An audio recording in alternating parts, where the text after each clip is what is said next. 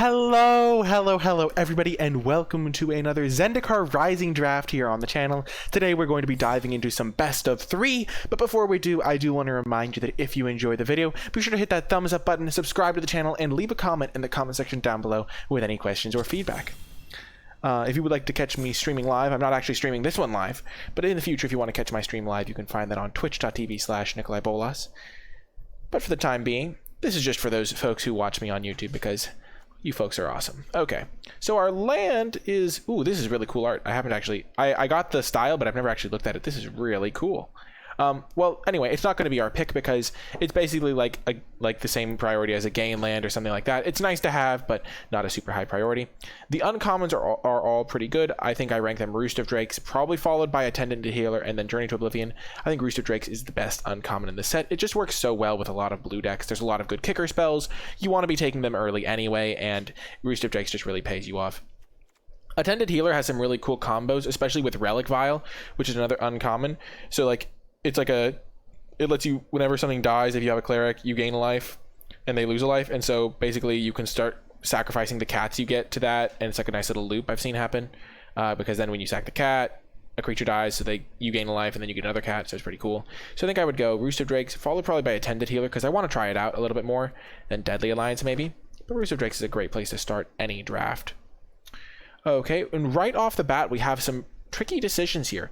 I think Kitesail Cleric is good, but I'm not going to take it here because it doesn't really go that well with Roost of Drakes. Blue-white I have had success with, but usually that's when I get a good like party payoff rare, like the Squad Commander card, the like 4-mana 3/3 that gives you a 1/1 for every member of your party.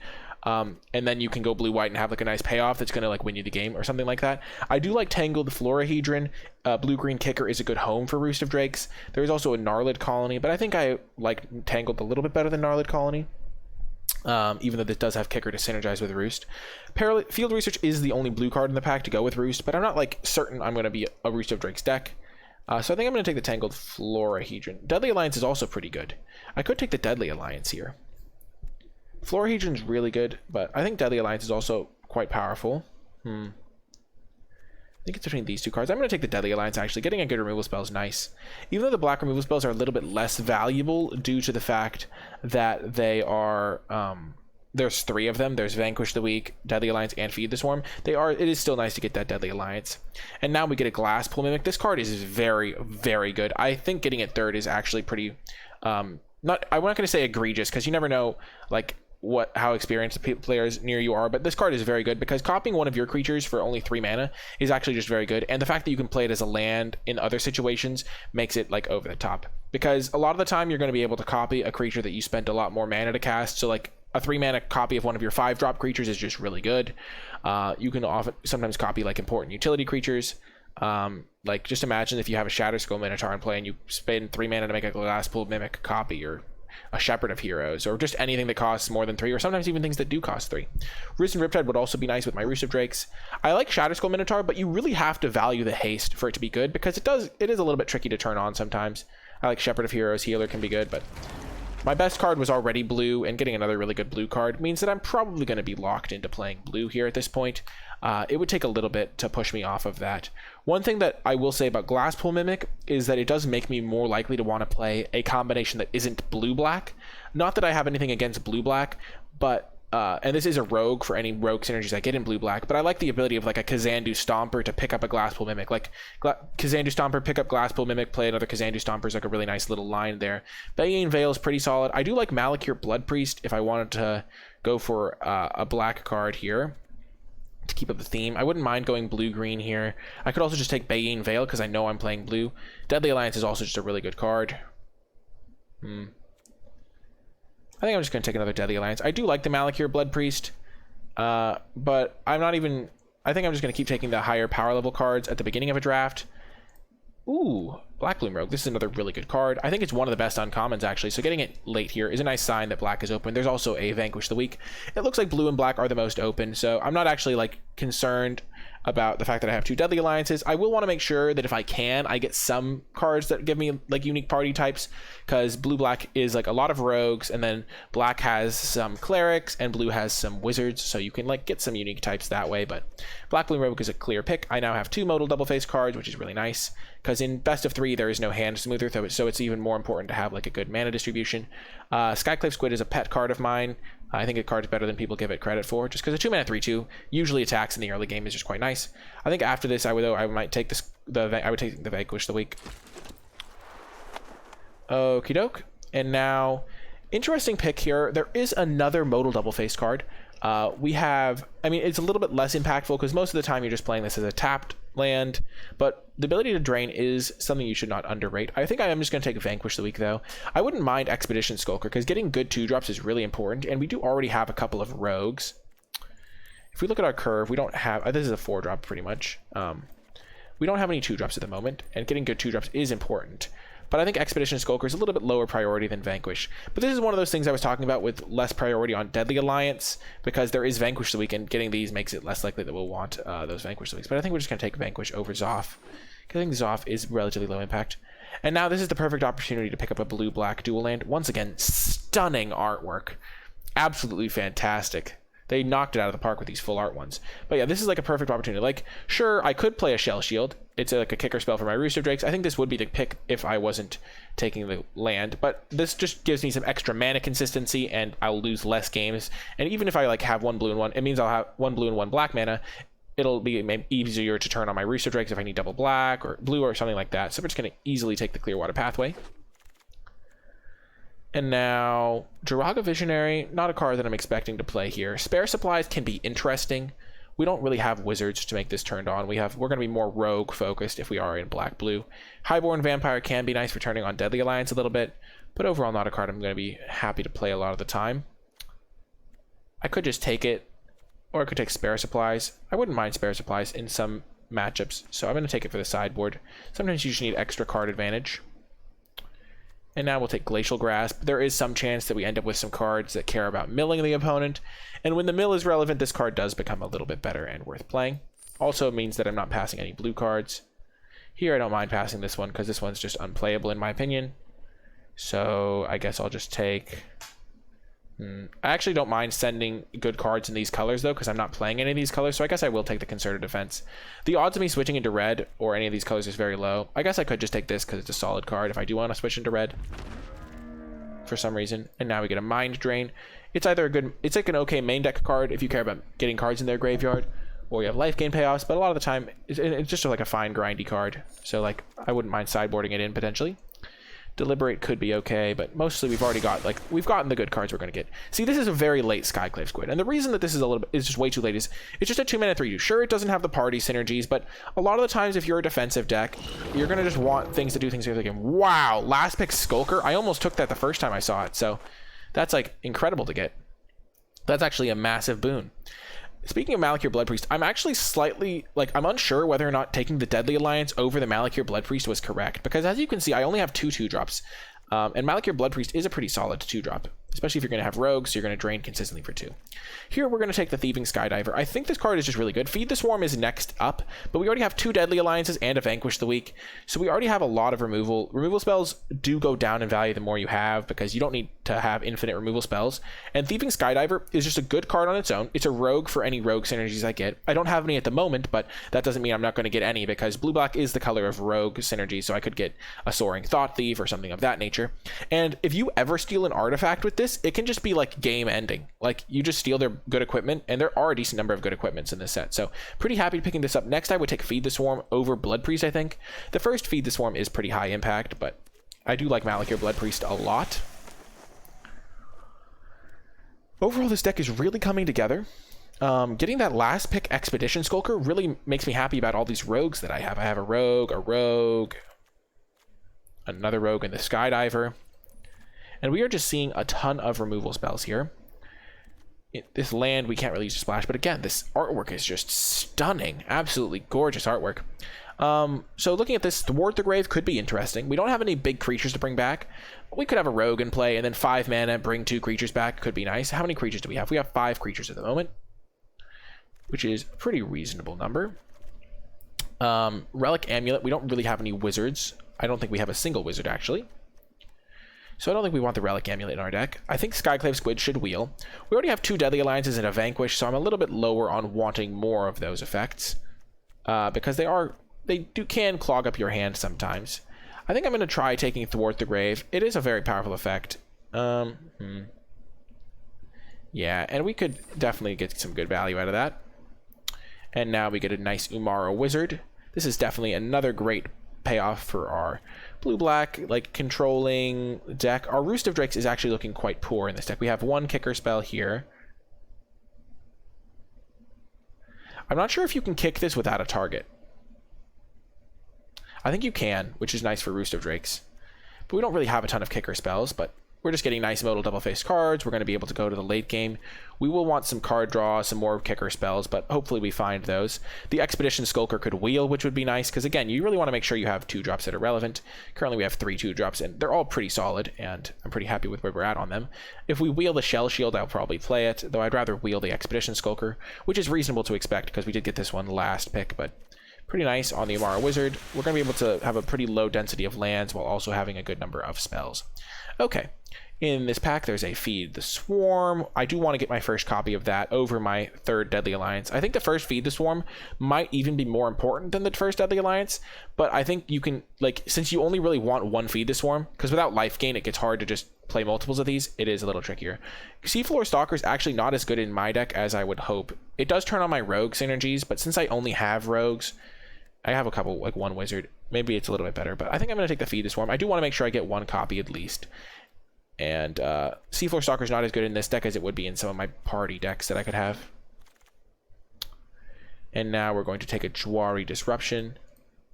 Just another modal double-faced card. We currently have 1, 2, 3, and now 4 modal double-faced cards. It's just really nice so you don't flood, you have stuff to do with your mana. And in best of 3, again, with no hand smoother, the modal double-faced cards are like their actual importance level, because in best of 1, when there's a hand smoother, you end up like casting these a lot more than you would in best of 3. Nimana Skydancer is a solid one as well. It's a rogue, it can mill them, but I don't have any of those payoffs really at the moment other than turning my Black Bloom Rogue on, so we're just going to keep taking the modal double-faced cards that are quite good. And now Shell Shield. Definitely fine playing one copy of this because I have Roost of Drakes. Normally it's more sideboard material if you see that your opponent has a bunch of Deadly Alliances and you have some key threats to protect, but I'm pretty fine with where we're at right now. Shell Shield works well with Roost, and we don't really have a ton of synergy with Roost. The thing is, though, is that Roost is just good if you have even 1 or 2 other kicker spells, so we're still going to keep it in the deck for now with our Thieving and our Shell Shield now. I will say that I think Taunting Arbor Mage is pretty solid. I've done some cool things with that card. And I think Broken Wings might be main deckable. Those are just little side notes I have. Wow! What a pack! I like to take the land, but I could be wrong. The reason I like taking the land is because I feel like I have a lot of playables. Like, sure, I have 2 lands here, so maybe I'll be a little bit short. Field Research would be really good for me. Stonework Packbeast is good for my Deadly Alliance and for my Thwart the Grave. But I'm just going to keep taking the Clearwater Pathways. It's nice to have a good mana base, and this just makes it so that I'm not going to lose a game to getting color screwed, which is just really important to me. Now I think I will take the Nimana Skittersteak over the Cascade Seer. I don't know if I'm actually going to play it, but I think it could be a nice addition. Maybe Cascade Seer would be better because it gives me a second type. Yeah, I like that better actually, because if I go like 2-drop Rogue, 4-drop Cascade Seer, Scry 2, it's like an Octo Prophet. That's how I think of this card. Octo Prophet was never insane, but it's definitely solid. Ooh, Field Research was a card that I actually kind of wanted to get back because it gives me another kicker spell for Roost. It gives me a nice late game spell to keep churning through my deck. Really a nice addition to the squad here. Demon's Disciple. I don't know why I said that so weird. Isn't really a card I'm interested in. I don't really want multiple Shell Shields. Vampire, I guess, could be okay with the ward, but not really a high priority. Another Squid. I might not start all my Squids. The number of Squids I play will depend on how good my deck ends up being. Because if I get a lot of good rogues and like party stuff, then I won't need it, but I don't mind playing multiple Squids. I think it's just a solid card. Expedition Skulker came back. I've actually been pretty impressed with Expedition Skulker in decks that can turn it into a Death Toucher. Death Touch is just a good ability. I had a deck that was actually a black-green deck before where I relied on the 1/1 rogue in green to turn on my Expedition Skulkers, and that was quite nice. Ooh, Seafloor Stalker. I'm feeling a lot better about my Cascade Seer pickup because this being a wizard is going to be nice. Scrying 2 is like, Octoprophet is just a solid baseline for a card. Seafloor Stalker with 2 types is much better than with 1 type. I think Dreadworm is better than Living Tempest, though I'd hope not to play either. Last pick, Umara Mystic. Interesting. Okay. So our deck is looking quite good here.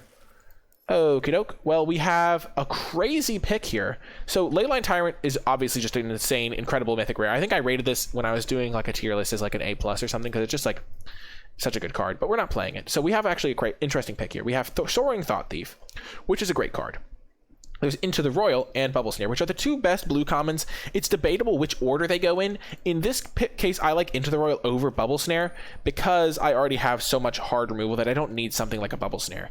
And I think Into the Royal just gives you a lot of flexibility. I think it's just naturally a little bit more powerful, but there are situations where I would take Bubble Snare over it if I needed removal. But with 1, 2, 3, 4 removal spells, I don't think I need that. Soaring Thought Thief is nice, but I don't have an insane number of rogues. I have 6 rogues, and there's a non-zero chance that Soaring Thought Thief wheels because I might be the only blue-black player at the table. Well, what the heck? Let's go. Slight regret on my last pick, not gonna lie, but I didn't expect to get past one of the best rares in the set if you can play it, Zareth San the Trickster. At least we know that one person is not playing blue-black, so if that Soaring Thought Thief wheels, my deck's gonna be incredible.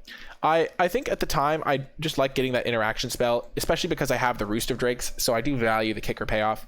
And I don't have all that many rogue things, so but I could see that pick, like, and the fact that the Soaring Thought Thief might wheel was the other reason. But so this is an easy Zareth San. If it wasn't in the pick, I might take Windrider Wizard or something. But overall, really happy with how this pack is going. There is a Skyclave Plunder, but we already have Field Research, which kind of fills that role. So we're just going to take Subtle Strike number 1. The first copy of this is pretty high impact because you can oftentimes manipulate yourself into situations where you get pretty good value out of it. So right now, Zareth San, unblocked attacking rogue. So how many rogues do we have? And how many of them are going to go unblocked? That's really, so right now we have 7 rogues. And we have Expedition Skulker, which is often going unblocked. Thieving Skydiver has great synergy. Seafloor Stalker, not as much, but Black Bloom Rogue is great with it. So we have a lot of good stuff. I'm liking where we're at right now. Wow! Wowza! We got another Vampire Rogue. Big flyer. I think Zulaport Duelist is probably playable in my deck, but that's beside the point. We got another great rare for our deck. Flying Death Touch Lifelink. Sign me up. Not only do we have 2 Clearwater Pathways, we have a lot of modal double face cards. Our deck is looking fantastic here. Almost regretting, I'm kind of regretting taking Into the Royal over Soaring Thought Thief at the moment, but Into the Royal is so good that it's hard to not take it. Okay. Then here, I still don't like Anti-Cognition as a card. Getting a Cleric of Chill Depths could be okay because it's a 2-drop Cleric to go with my Deadly Alliances. And my Thwart the Grave. I don't think we have any life gain, so this isn't very good. Oh, I guess we have this guy, but that's not a good reason. We could take another Thwart the Grave. I think we'll just take another Thwart the Grave. I don't mind that. And now, I don't think we need a third Thwart the Grave, so we're just going to take another modal double-faced card. We don't really need Drana Silencer. We have a lot of removal. 2 Deadly Alliances, the Feed the Swarm, and the Vanquish the Weak. Good interaction for our deck. So we're just going to take the Pelaka Predation. Keep getting those modal double-faced cards. We get another Vanquish the Weak here over a Highborn Vampire. We're moving closer and closer to the moment of truth where we see if the card wheels. Here, normally I think I would take Field Research, but because we have Zareth San, I'm going to take the Sky Dancer. Nighthawk Scavenger also encourages some mill, but just having an evasive rogue is really important. So this is a nice pickup. And Thought Thief. Boom! Yes! Oh, that is such a good feeling. Oh my gosh. What a pickup. We wheeled it. That was the whole point of taking the Into the Royal, was because I thought this had a chance of wheeling, and that gives you some equity. So like, even if it doesn't wheel, it could still be correct to take Into the Royal, because like Into the Royal would then represent like 1.5 percentage points of power or something. Another Field Research is nice for those more grindy matchups that we might want it for. We're going to take Skyclave Squid. There's no situation, I think, where we want 2 Glacial Grasps, but there could be a super aggressive matchup where we just want all the 2-drop bodies we can get. So we already have our Glacial Grasp, so right now we're just going to take the Squid for the board. But yeah, so like what I was saying is, if Into the Royal, say, let's just say that this is like a 7 out of 10, and Soaring Thought Thief is also a 7 out of 10. Ooh, Zulaport Duelist might actually be playable. We'll have to see, but I'm not going to need another Glacial Grasp, I don't think. So like imagine if they're both 7s out of 10, but the Soaring Thought Thief has like a 20% chance to wheel, and we know Into the Royal is never wheeling. So if this has like a 20% chance to wheel, then taking the Into the Royal gives me the equity of, ooh, this could be good for a sideboard card. Gives me the equity of the 7 out of 10 plus the 20% chance that this card wheels. And this card could potentially wheel because it looks like nobody else was playing rogues, as evidenced by the last pick, Expedition Skulker. Wow, drawing a Silencer, kind of neat. Okay, well then. So yeah, basically Into the Royal I think might just be better than this card in a vacuum, but it's close, and this one had a chance to wheel, which it ended up doing. So right off the bat, let's see how many kicker cards we have for our Roost of Drakes. We're probably going to play it, but I just want to double check. So we have 1 kicker spell, 2 kicker spells, 3 kicker spells,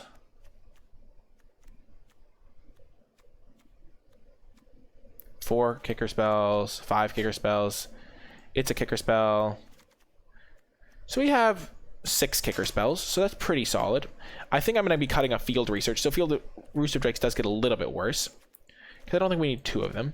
I also don't think we need 2 Thwart the Graves. We have a lot of creatures. We have 14 creatures, but I think Thwart the Grave is kind of an expensive option. Okay, and now let's look at our mana base. So first of all, we have 17 lands here. I think 17 lands is a good fit for this deck, but keep in mind that we have 1, 2, 3, 4, 5 modal double-faced cards. And that can impact the way that we build our mana base. So for example, we have 2 black modal double-faced cards.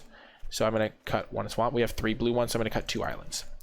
So that in this way, we have 12, 13, 14 lands, 14 normal lands, and then we have 5 spells that can also be lands. So that gives us 19 mana sources, but also gives us, it gives us 19 mana sources with a couple of great spells like Black Bloom Rogue, Glasspool Mimic, and Umara Wizard are cards that oftentimes we want to be casting as spells. But this gives us also 14 lands and the 2 Clearwater Pathways. So maybe we could swap a swamp for a island, because we do have a lot of early blue and stuff.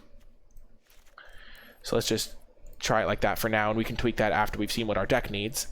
And then let's just look at our early drops. So we have, I'm going to resort the curve by... okay, there's some way to sort it by creature, but I forgot how to do it. Okay, oh, T creature. Okay, perfect. Thanks again. Someone left a YouTube comment showing me how to do that. Big shout out. You know who you are. Okay, but so this is my curve of creatures versus non-creatures. So right now we have 4 2-drops that are rogues. We probably don't need more than 5 2-drops to be a nice defensive speed deck. So we're going to cut 1 copy of Skyclave Squid, because when you're being an aggressive deck, you want as many 2-drops as possible, but my deck can definitely go more mid-rangey. It doesn't need to like beat down as hard, and so I don't mind playing just like my like premium 2-drops, which are all my rogues to go with my rogue synergies, and then some more like mediocre middling, like 1 Skyclave Squid, because the squid is more going to be sideboarded in for when I really need those defensive tools. Okie doke. And then what else is there? Into the Royal. Oh, oops, I got rid of the sorted.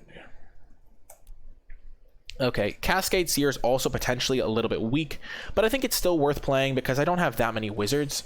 I actually only have 2 wizards, including the Umara Wizard, and making my Deadly Alliances cost less, my Thwart the Grave cost a little bit less, is nice.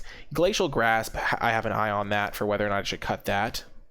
Shell Shield is nice for protecting my high-impact flyers. I like 1 Field Research. And also Shell Shield works with my Roost of Drakes. Thwart the Grave is interesting. I do have some really good cards to get back, like Nighthawk Scavenger, Sereth San, Umara Wizard. I have a lot of good things to get back, so I think I'm going to be fine playing 1 Thwart the Grave, though 2 of them is a little bit hard because I might not be trading creatures off, because a lot of my creatures have evasion or things like that. So I think Glacial Grasp is most likely to get the cut. I do like that it can help me get in with some of my wizards, but it's just I have a lot of high impact spells. I've got, if you look at my removal spells, I've got 5 removal spells that are great. I've got a Subtle Strike as a combat trick. I got some nice little fringe interaction like Into the Royal, or not like removal but still interaction like Shell Shield and Into the Royal. And then I have like Dwari Disruption. I've got a lot of good stuff here, and so I don't think I need so let's just see. Zulaport Duelist is interesting. It does work with Soaring Thought Thief a little bit. It works with my Expedition Skulker. That's actually a really good combo. That actually probably means it's worth playing the Zulaport Duelist, because Expedition Skulker plus Zulaport Duelist, like, you shrink their creature, give your guy Death Touch at instant speed, they're not ready for it. Could just be really effective for me. So So what would I cut? I would probably cut Cascade Seer, which I don't mind doing because Cascade Seer is a little bit underwhelming even with the extra synergies. So I kind of want to try the Zulaport Duelist because if it's not good here, it's probably not good anywhere. And also the milling them could be really nice. We have 11 rogues now, so it can also get buffed by my Thought Thief. And if it gets through, Zerath Sand can use it. And there's just enough synergy there that I think it's worth running. Having another wizard is good for my Seafloor Stalker, but that's probably beside the point. Anti-Cognition's another interesting one. We just don't have... I guess we have some instance. We have Deadly Alliances, we have Vanquish the League, but we don't really mill them that effectively, so I'm going to keep that in the board for now. We have Deliberate as a draw spell to help us find Zerathsan, but our deck is so dense in power. We have Scavengers, Thought Thief, Zerath Sand, that I don't think it's worth going for that. The Squids are going to be good for sideboard. We only have one in the main, but I think that's fine. We have Research that we can bring in out of the board if we are in a more controlling matchup, but I think playing one in the main, one in the side is a fine distribution because we have some decent tools to get some value anyway. We already have like that and Thwart the Grave as value tools. Grasp isn't one that we considered. Cascade Seer we cut just now. I do think it has some synergies with our Deadly Alliances and our Thwarts and stuff. Thwart is actually kind of medium in our deck, but we have like getting some nice value. We're going to be able to cast it for 5 mana every time, and getting back 2 3-drops is going to be pretty common for us. Mind Drain, we'll bring it out of the board, another Thwart. So we have pretty good tools for if we will go for a more aggressive matchup or a more controlling matchup with, like, we can bring in our Squids for aggressive matchups or Field Research and Thwart the Grave and Mind Drain for controlling ones. So I'm excited to see how this deck plays out. We also have a really good mana base. Let's look at our color distribution. It looks like we have 15, 13, so slightly heavier in black. Which seems fine to me. We have a double black spell, so that means we'll just be playing our Murkwater Pathways a little bit more often on the black side, but I think it's nice to have good blue access for our like double blue for this. So this is going to be the deck. I think it's fantastic. It's going to be a blast. We got past Zerathsan and Nighthawk Scavenger and Wield Soaring Thought Thief, so the deck really became exciting in pack 3 here. I think the Thwart the Grave is actually really an interesting final card. I could easily see that being better as a Field Research just to get some extra card velocity going in the late game. But I do like the possibility of bringing back Nighthawk Scavenger, or like a Glasspool Mimic copying something. We just don't really have great things to bring back, is the thing. Like, bringing back a couple 2-drops isn't great, so maybe we should cut this for a Field Research. I think I like that a little bit better. We'll try this out of the board maybe in some of our games, but this is also good because of our Roost of Drakes, and I think it's going to be a nice little addition overall. Yeah, we'll have to see how it ends up turning out. But yeah, that's going to do it for the build, and I'll see you folks in the matches. Before I get to the matches, I want to give a huge shout out to all of my patrons over at patreon.com/NicolaiBolas, and special shout out to those who support me at the credit level: Eric S., Stephen W., Arpeggio, Green Rogue, and Cindy W. I really do appreciate your support and the support of all my patrons. If you want to learn more about how to support me and my content via Patreon, you can find that information at patreon.com/NicolaiBolas. It's a great way to help me continue making videos, and also gives you access to some nice little perks along the way. Without further ado, though, let's get to the matches. Welcome to round 1. We win the die roll, so we will play first, and we have a good hand here. I'm liking the Field Research. It's going to help smooth our draw. It's definitely better than a copy of the Thwart the Grave would have been. I will also say, okay, I'm just going to push this screen a little bit farther away from me, that we're going to lead with the starting to mill them could be nice. I think we're going to hit them for more damage with this, and we don't really need to turn this on right away. But I do like starting the mill train, I think, for turning on my other cards. It's an interesting spot here. And they're playing green, so they're not likely to be able to play like Mountain Royal Eruption, because they'd have to be a green-red specifically. So which 2-drop do I want here? And this is guaranteed able to attack, so I think we'll just wait, because we're not sure we're going to hit our 3rd land. And this will guarantee some damage, some milling.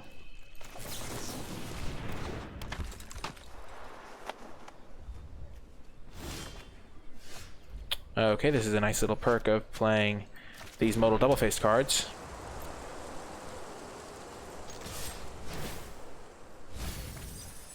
Ooh, we hit maybe their splash color. That could be really good.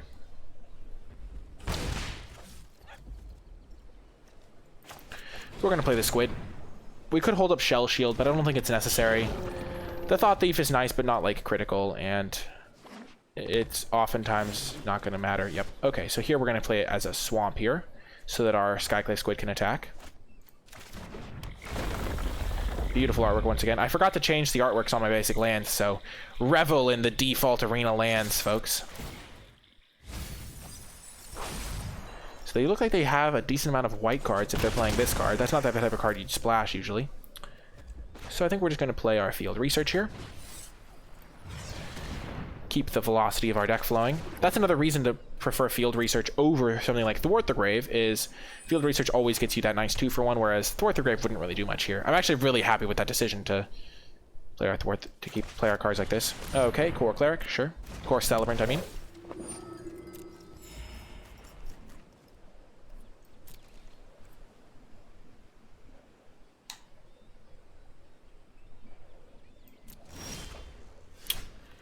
Okay, so we'll play our land. Might as well attack first.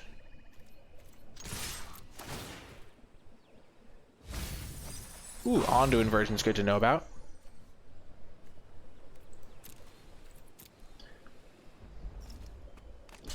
So we are going to use Subtle Strike to put a counter onto our flying creature. And at this point, we are going to hold up our Shell Shield plus Vanquish the Weaks.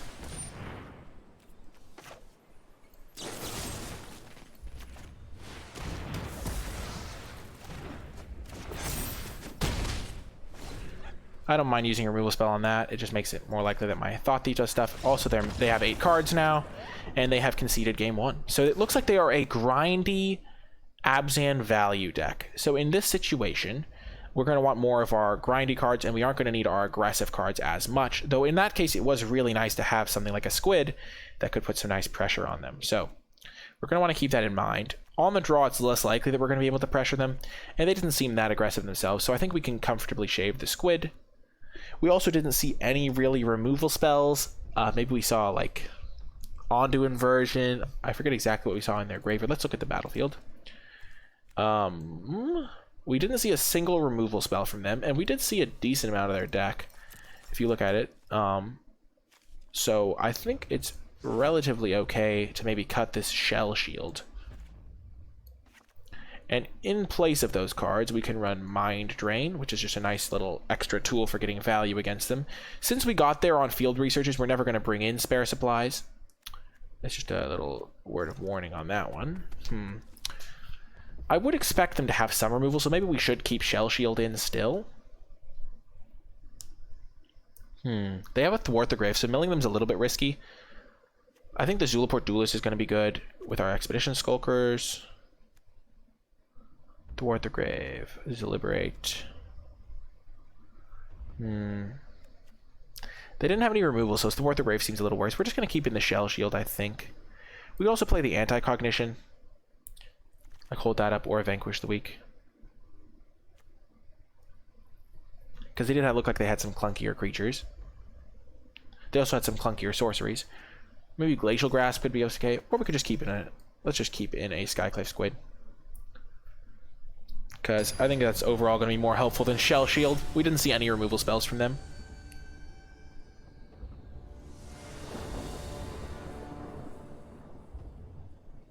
Okie doke. Okie doke. We are off to a good start here. Lots of good lands here. Okay. So we're going to start with either Wizard or Disruption. Which one would we rather play down? I think the odds are we'd rather play this Wizard than a Jawari Disruption. So let's just play this as a tap land. Prepare for this as a swamp. Okay, so they came prepared for a grindy matchup too. Okay, so we're going to play this, and then the Skyclave Squid. It's going to be an effective attacker once again, helping us pressure their life total, which is going to be really nice. Oh, and they're sacrificing it to draw immediately, so maybe they're going to miss a land drop here and the game will just end. But luckily they find a land. Okay, this is nice. With our field research, our Thieving Skydiver. Well, we could have actually stolen their spare supplies if we had, if they'd been more patient on it. So, goodbye them. So I think we play our island. We want to wait on this as long as possible. And then we're going to wait on playing our field research. We have all of our land drops set up. And, yep, playing an Amana Sky Dancer is fine for us.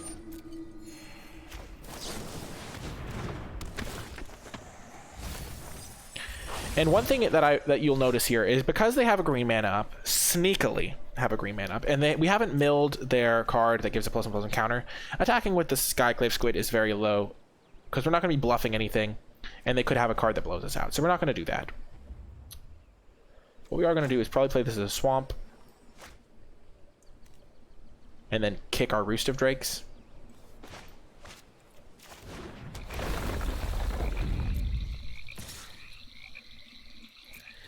This is where something like Into the Road would be nice because we could attack there and then they could try to blow us out and we could counter blow them out. We're just going to play our Roost of Drakes here. We'll have to see if you can indeed kick a Thieving Skydiver with no targets. Because 3 mana for a 2/1 and a 2/2 is really nice.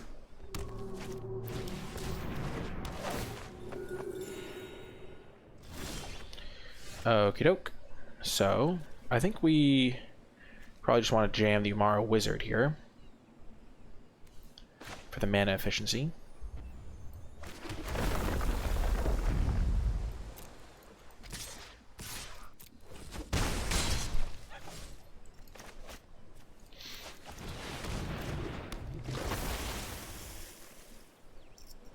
And then next turn we can go Skydiver. You could be saying, oh, but why didn't you Skydiver plus Stalker? And I think I'm treating this as a 3-drop because I want to kick it. Okay. So this tells me they don't have the +1/+1 counter card. Okay, so they put those cards to the bottom. So they're not going to have Ondu Inversion this game and not going to have Vastwood Fortification. Good to know. Okie doke. So I think we're just going to Mind Drain them here. This is pretty easy because then we get our Umara Wizard into the skies.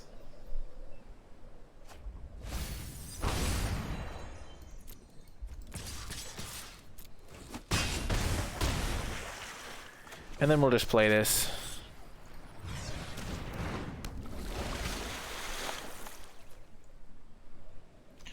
Their deck looks a little bit weaker than mine.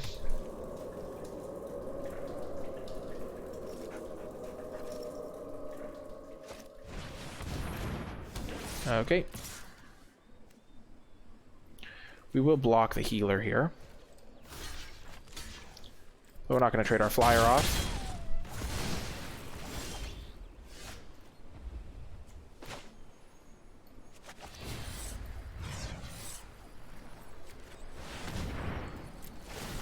Just going to bounce the Nahiri's Binding, and that is the game.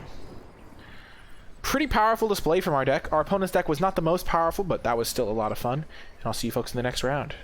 Welcome to round 2. We have once again got a great hand here. Zulaport Duelist is going to maybe do some work. This hand really shows the power of the Jwari Disruption here. And also the Field Research is again showing their worth over the card that I was going to play them over. I forget the name of the card at the moment. The Thwart the Grave. Get to flash in our Soaring Thought Thief. Playing against white-black, perhaps a Cleric's deck.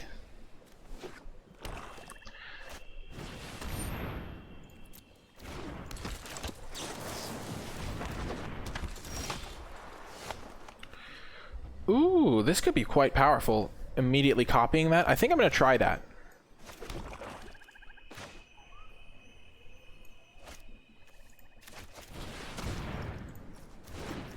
Because now I get double the triggers. I'm going to be turning it on twice as fast. And flashing this in as a 3/1 is no joke. I would like to draw another island this turn so that I can play C4 Stalker and hold up Duelist, because that could let me trade with the Black Bloom Rogue.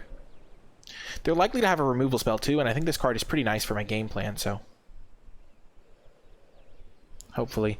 Also, if they don't kill it, then we get to trigger it next turn, and we are attacking them with a couple of 3/3s in the air. So no blocks potential. Well, well, well. So that actually works out pretty well as well, because it's a 3-drop that we can play with our mana. So we're going to do this. We're going to attack. Okay, we get to see a lot of their deck here.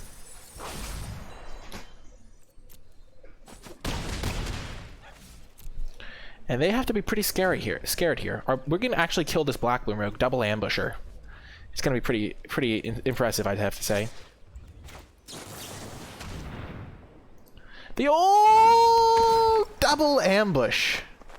It's a 4-1. Oh my gosh. Look at what we're doing to them. We're giving them the business. The Zulaport Duelist showing its weight. Definitely better than Cascade Seer. Look at this synergy! The synergy! Oh my gosh. They're just basically dead. Wow! What a game! Our deck just fires on all cylinders. Let's take a look at what they have in their deck. So they have a couple of Gloom Hunters. Inscription of Ruin can be kind of scary. They have a Practiced Tactics. That's good to know about. Shepherd of Heroes. So some expensive cards here. They might want to hold the Gloom Hunters, hold the Ruin for max value. So this definitely seems like the type of matchup where Skyclave Squid loses some value. Not against the Menace creature, but against their cheap flyers, it's not as good of a blocker. And Mind Drain goes way up in value. Also potentially Anti-Cognition, because they do have some expensive creatures that they're going to want to be casting, like those 6-mana 3/3 flyers. So that actually gains a decent amount of value as well. Though we can kill that with our Vanquish the Weak. Let's see, do they have any removal spells? I don't really see a ton of removal. Practiced Tactics is one, but we don't trade up on mana with that with a Shell Shield. So I think we're going to cut our Shell Shield for now. And we're going to try running it like this. So like you want to make sure you like match up your cards well. And Shell Shield, sure, it will stop their Practice Tactics, but it won't give you the mana advantage that makes Shell Shield good. It's really good when they're going for like a 5-mana removal spell and your Shell Shield saves you. This is a good hand. We are on the draw and we don't have a ton of lands, but we have 19 lands in our deck, and we hit our land on our first try. Perfect. And our Expedition Skulker plus Zulaport Duelist plan is in full effect here. Excellent, excellent. We don't need to go for the Duelist right now. It would be pretty obvious if we went for it right here. They would just probably not attack, and we would just waste our mana. I always assume that our opponents are like good enough to not walk into it. It doesn't even make it exciting if they just walk into it.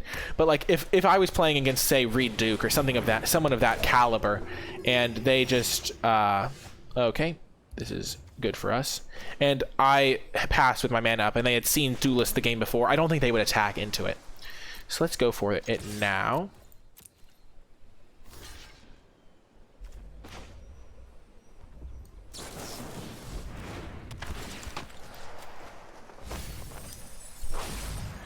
I'm actually totally okay with this.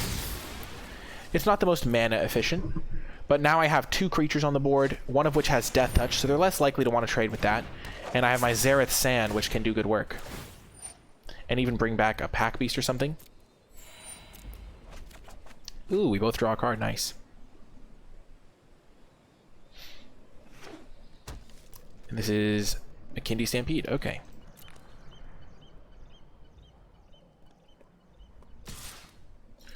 Okie doke.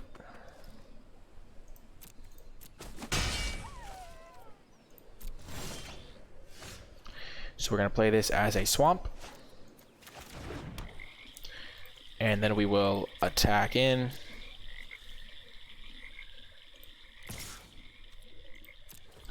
We could guarantee a Zareth Sand hit, but I don't think they're blocking there.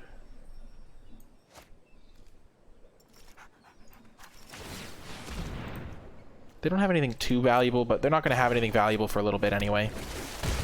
And this way we do at least get a Farsight Adept. I think Farsight Adept is better.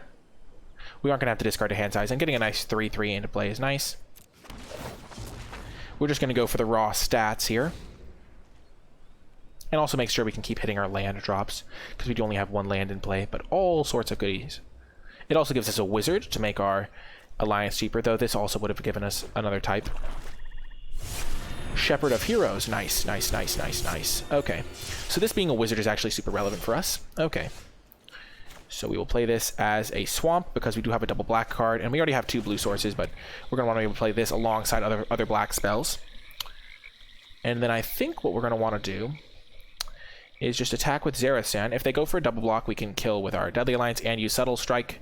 So there's no combination of blocks they can have that are going to save them here. We could also attack with Farsight Adept maybe, and then if they block here and double block here, which would be an obvious little block, we can go Subtle Strike to blow them out.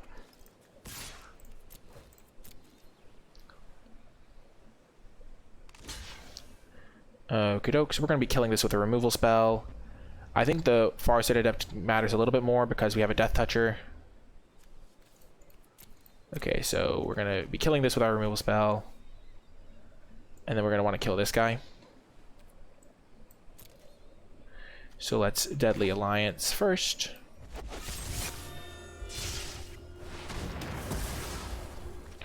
And then I think we want to Subtle Strike. Target creature gets -1/-1. Target creature +1/+1. Do we want to put the +1/+1 counter onto Farsight Adept? I think so. Because then we can shrink this thing and still kill both their creatures. And then we have 2 4/4s that can attack past the core thing.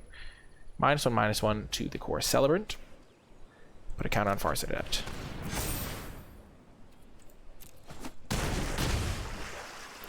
And now if Zerath Sand deals damage, we get back a nice 3/4 flyer.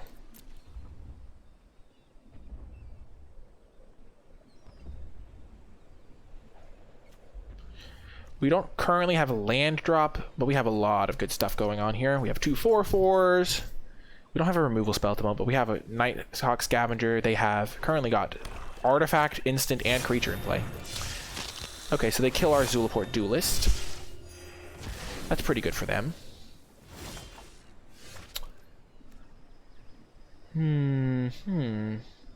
Any creature I control. Well, we're probably going to do that to mimic the Nighthawk Scavenger. I imagine we're just going to go Nighthawk Scavenger plus Skulker this turn. First, we're going to attack with our Farsight Adept. We don't want to lose our Zerath Sand. It just puts so much pressure on them. Wow, this is a 3-mana 4/3 lifelink Death Touch. I don't think we're going to play this as a land, because just copying this and playing another Skulker next turn is just too good. They're just in so much trouble with that.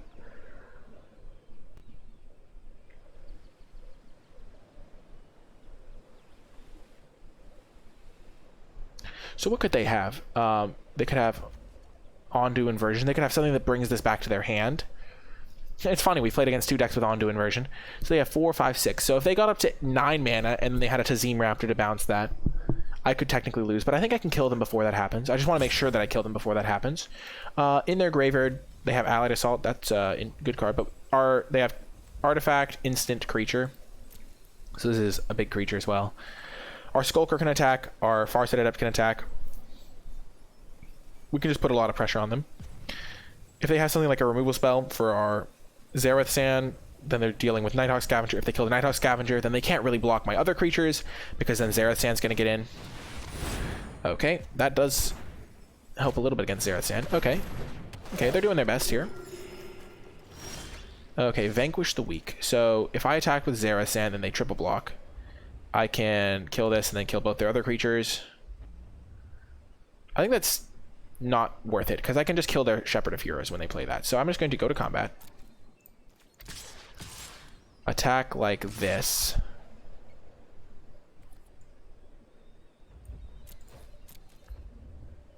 I can actually threaten to blow out if they do go for a double block on my Farsight Adept, like these two. I can kill this and kill their other creature too. So that's why I did this first. That's a fine trade for me.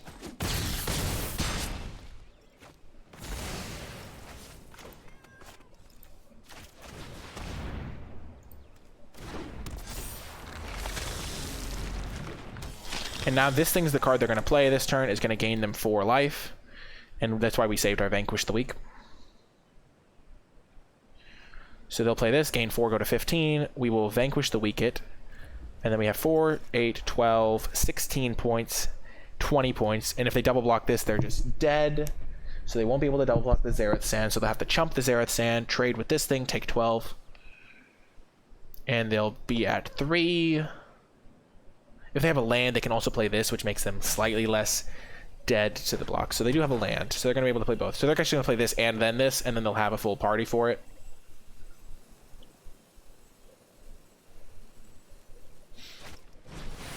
Kiddoke. So I'm going to get rid of Field Research and Seafloor Stalker. And they kill my Midnight Scavenger. Converted mana cost. Oh, okay. So this card, they have 4 cards in their graveyard. So this card's a bit of a blank compared to what we would have hoped. But it's okay.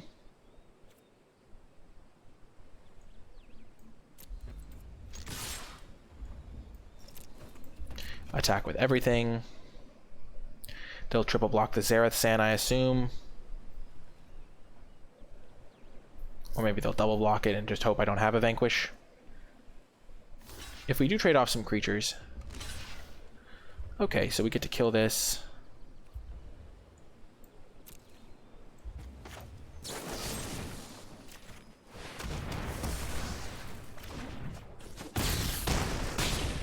So they now have 7 cards in their graveyard, so I'm 1 off of having Anti-Cognition on. Luckily, they are going to play the Pack Beast first, because it makes sense with the Shepherd of Heroes, and I get to counter their expensive card. Shepherd of Heroes was the card I had in mind when I brought in Anti-Cognition. I attack, and that is the game. Pretty nice game there. Got a pretty smooth win. The Anti-Cognition countered the exact spell that I was thinking of. The Shepherd of Heroes was a card that I milled in game 1, and I was just thinking of that. I didn't remember seeing Drana Silencer, but that's another good card to counter with it. There's just those expensive stabilization cards that can like sometimes stop your aggressiveness. I also think Zulaport Duelist did a good work that game. It did slightly mess up my curve a little bit because I did play it instead of the Seafloor Stalker, but I think it was worth it because I did kill one of their creatures. Maybe I should have saved it and gone for it a little bit later, but I still think it was pretty effective. I think that might have been one area I could have improved that game is I didn't know if they'd block, but Zulaport Duelist could have gotten value later on, and I may have ruined my curve a little bit to facilitate it earlier, but still a very good game, and my deck performed well. Zerasan did Zerasan Sings, and I'll see you folks in the next round. Welcome to the final round. Once again, a excellent hand. We can maybe get a nice Zerasan hit off. We have a Black Bloom Rogue to play as an early land. Namana Skydancer is actually very good here because playing that into Zerasan means that we could mill something good. Okie doke. Probably not going to want to just fire off the Zulaport Duelist for no reason here. Sure. Okie doke. We probably just want to feed the Swarm whatever they play off of the Lol Mage's Familiar. So we're just going to play our Skydancer here. Also sets us up for a nice Zerath San if we do mill something. Which, if we assume they have like 15 creatures... Okay, well we're going to feed the Swarm their Roost of Drakes for sure here. It's actually going to work out in our favor, I'd say. So they are missing a land drop. So killing this wouldn't be that bad. Oh, they aren't missing a land drop. Okay. So let's see what we mill here. So we milled an Umara Wizard, which is a pretty good hit here. And then this turn we are going to attack. If they block, then we will Zulaport Duelist them.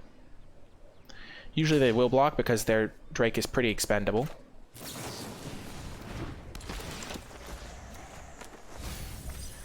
And then we get to use our Feed the Swarm on their Roost of Drakes. So pretty good overall. So now they have enchantment, land, creature in their graveyard. So this is a 4/3.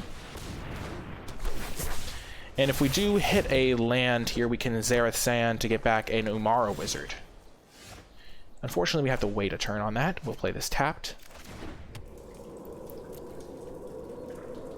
We are not going to want to attack here. Actually, we do want to attack, because we're not trading off here. Play the Nighthawk Scavenger. Because they're not going to want to... They're going to... Oh!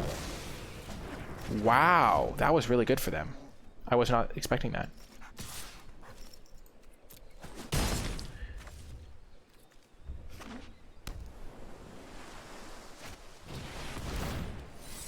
Okay, this is really good for us.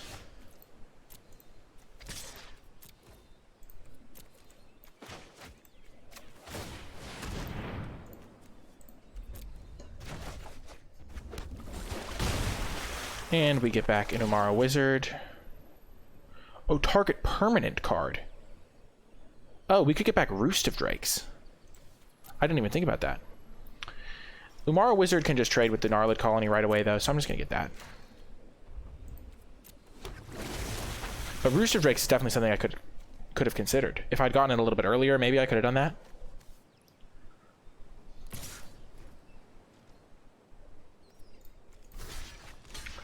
I'm fine doing this.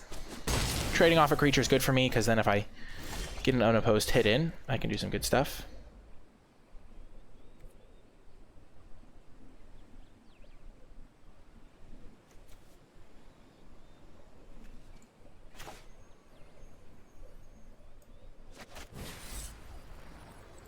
Oh, I have triple black, so I can't kick that right now. I think I'm just going to try to avoid death here. Play a couple of death touchers. Or a death toucher and a bigger creature. I could have technically gone for a more aggressive line where I used my Deadly Alliance to kill the Gnarlid Colony and attacked them. But as you can see, that would not have worked out in my favor, so I'm glad that I did it the way I did.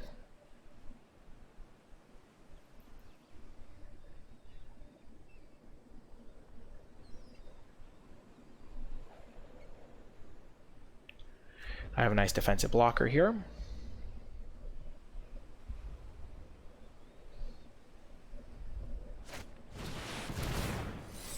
Okay, everything has to block Gnarlid Colony, I assume. Yep.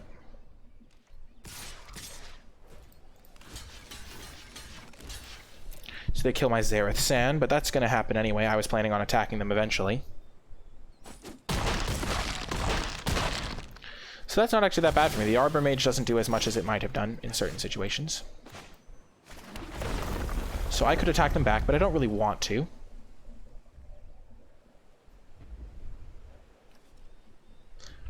I think I'm just going to do a little attack for for 2 here.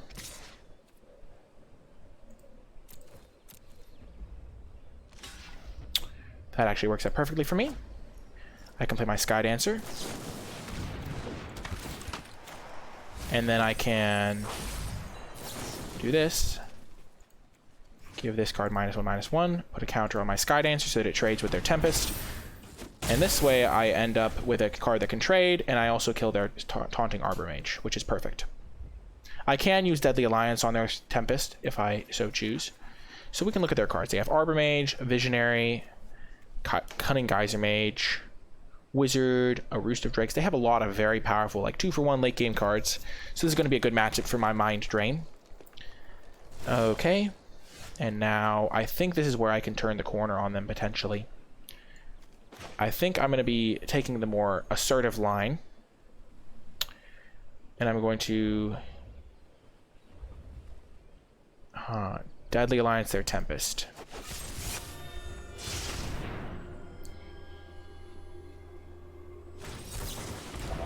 Okay, so they negated that.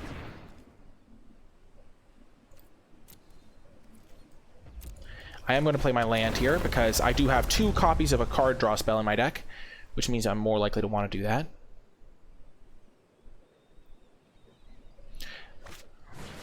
Okay, what are they going to get back? Are they going to get back their negate is the question. They do. So this gives me... Oh, I don't even get a window to resolve it because they have their Lol Mage's Familiar. Unfortunate.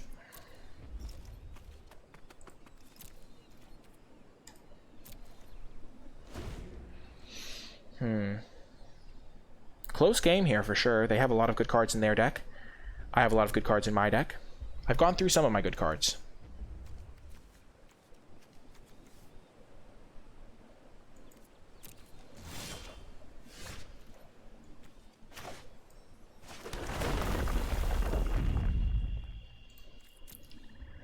This is definitely going to be a close match, even post-board, I'd say. I feel like I've maximized my cards pretty effectively. They have done a good job of maximizing their cards a little bit as well.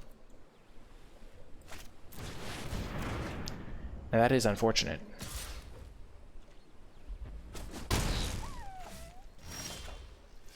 Unfortunately, we are flooding a little bit here. I'm going to go for this because they could think I'm baiting.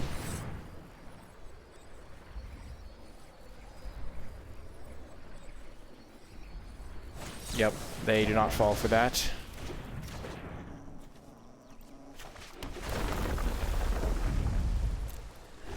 Unfortunately, that Tazim Roa Mage came at a good time.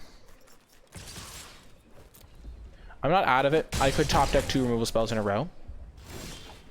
But I am out of it now. Okay. So we're going to have to find a way to deal with their, like, big late game here. So looking at their cards, what threats did they have? They had a lot of expensive things. The Low Mage's Domination is going to be good against me, I'd say. They have a Cunning Geyser Mage, so that's good against my Zareth San. So I'm definitely going to want my Mind Drain. That's without question coming in. The Skyclave Squid is less important because they're not about early aggression, it looks like. They don't have a ton of early aggressive cards. So we're going to cut our Skyclave Squid for starters. And then we're going to want the Thwart the Graves, I think, because those are just going to be good value cards. What can we cut? So Shell Shield. Shell Shield is really good against low mages, so I think we want it for that alone. Like, just that makes it worth it, I think.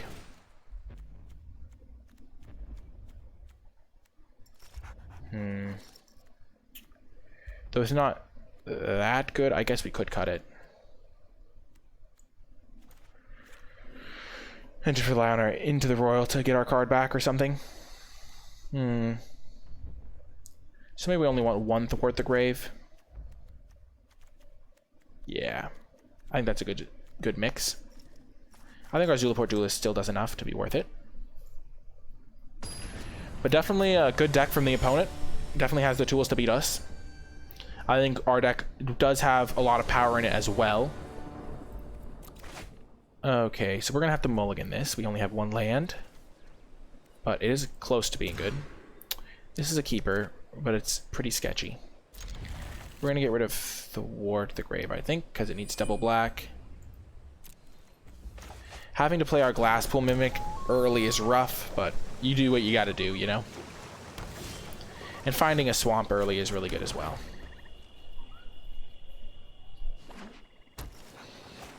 Lotus Cobra, eh?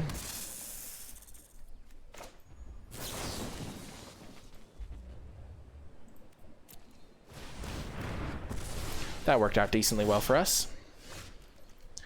Unfortunately, we don't get to Nighthawk Scavenger here. I'm just going to hold up my Vanquish the Weak here. I kind of want to use Mind Drain to take out some of their last cards in hand.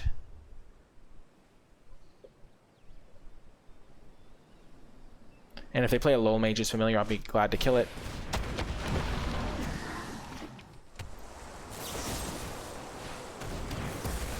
Swamp me. Beautiful. The value of having a good mana base here. We're going to get to hit them and get back Vine Gecko. If they don't kill this, of course.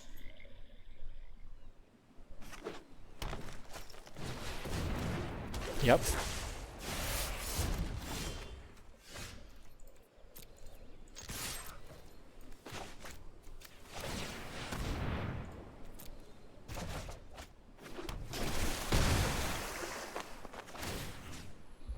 I think we take the Vine Gecko, because that could let us kick our field research next turn.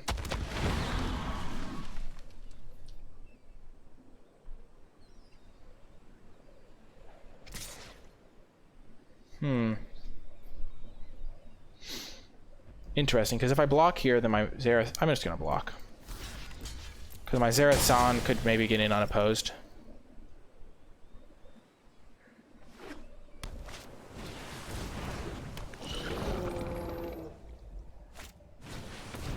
Okay, so if I draw a removal spell, because they have the double block here.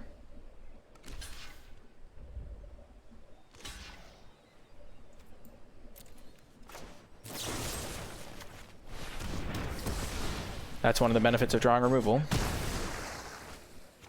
So I could maybe Mind Drain their last two cards away here. And we get the win. Zerath-san gets the job done. I think our deck performed admirably there. Any new evidence that came to light? They have a Vine Gecko and a Lotus Cobra. Interesting, interesting. Anti-Cognition's not looking that good, I don't think. I think I'm happy with this Thwart the Grave. I think I'm happy with all of my cards. So, did we see any removal spells? Still no removal spells, eh? So still just going to be a grindy match. Zulaport Duelist is good against Lotus Cobra, so maybe they'll forget that I have that card, and they'll attack into it on turn 3 or something. I'm glad that we were able to progress that game the way we did. Let's hope for a good hand, and this is an excellent hand. So we're going to actually lead with the Umara Wizard here, because we aren't going to want to play that. We're going to want to play our Glasspool Mimic and most likely our Jawari Disruption. Yep, early Skyclave Squid from them.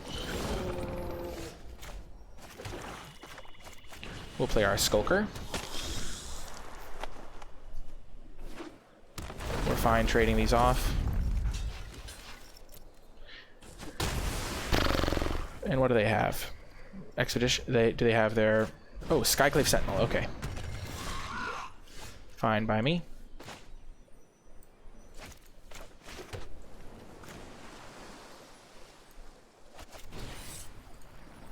Just gonna draw a couple of cards. Black Bloom Rogue is great. We have a lot of lands. We have a lot of spells. A lot of good stuff going on here. Oh. That's kind of scary-ish.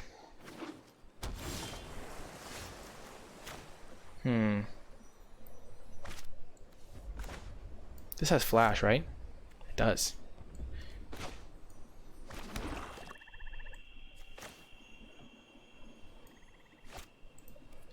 They could be holding up negate, so I'm just going to play this card.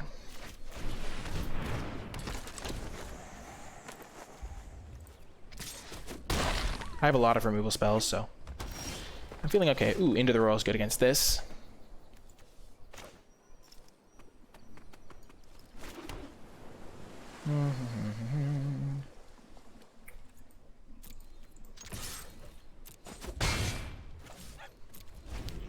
So they can kick this for 7 mana.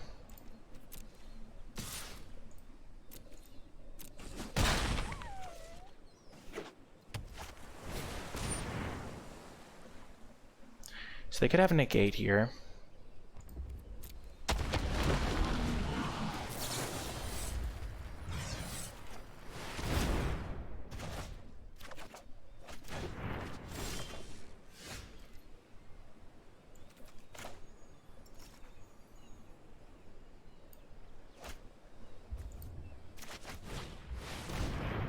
Beautiful. Good job, Nikolai.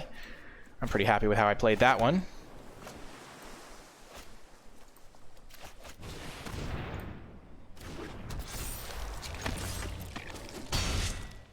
Good job. Okay. Lotus Cobra. Perfect. But yeah, I wanted to bounce that so that I could then take it away from them. Okay, we're going to keep this for if they have something scary. Like a Roost of Drakes or something.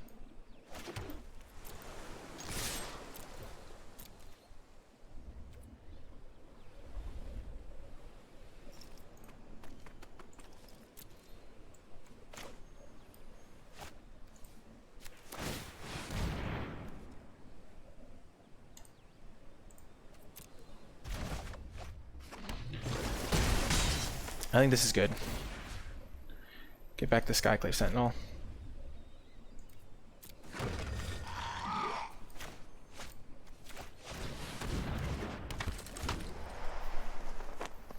They could have an Into the Row, which would be bad for me, but boom! We got the win. Nice! Because we were going to feed the Swarm one of their creatures and then attack, and it was going to be brutal for them. But yeah, I think that game came down to the turn where I Into the Royaled their creature and then Palaka Predationed it away. That was a nice clean answer. I didn't panic under the pressure of getting hit by their creature. They didn't draw particularly well. They just drew like all lands. But if I had just gone for Palaka Predation, they would not have had a spell that I could have hit. And so guaranteeing that I hit something when I spend 3 mana is really important. The Jawari Disruption didn't really do much that game. It would have actually turned out to be better that I had an Umara Wizard probably. But I think in the early turns, they just didn't do much. So I think the Jawari Disruption play was also pretty defensible. But yeah, we got the win, got the maximum win run. Pretty awesome stuff. Let's just pull up the picture of our deck list again, because that was a very, very epic deck. We just had all of the pieces. Really sweet run overall. I'm really happy. We didn't actually steal any artifacts with our one rogue, but we managed to get the undefeated run 3-0. We only lost a single game. Our sideboard cards were actually pretty good. Mind Drain did some good stuff.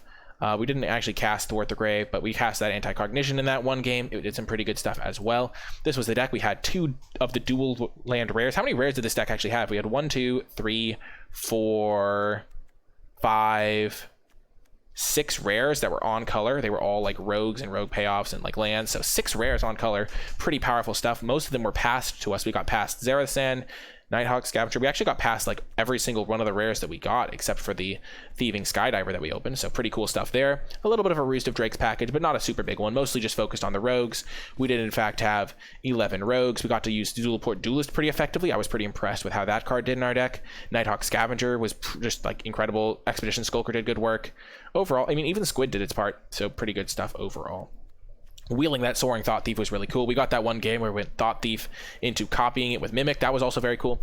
But yeah, and this deck also showed the power of just being able to play 14 lands and still not miss its land drops because we had so many good modal double-faced cards. We had 5 of them, so really good mana base there. If you did, that's going to do it for this draft video, though. I really do hope you enjoyed it as much as I enjoyed playing it and making it. And if you did, remember to hit that thumbs up button, subscribe to the channel, and in the comments section down below, leave hashtag Dream Rogues, because I feel like this is one of the best rogues versions of Rogues you're ever going to see in this format, and most of it was passed to us. So hashtag Dream Rogues in the comments to let me know you made it all the way till the end of this video. Let me know what you thought in the comment section down below.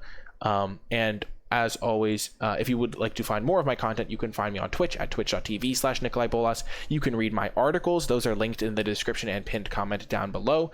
You can also support me directly via Patreon, patreon.com/NicolaiBolas, if you would like to give back and help me continue producing content. That is the place to go, patreon.com/NicolaiBolas, and you get some pretty cool rewards at the same time. But yeah, that's going to do it for this video. I hope you enjoyed it, and I will talk to you next time.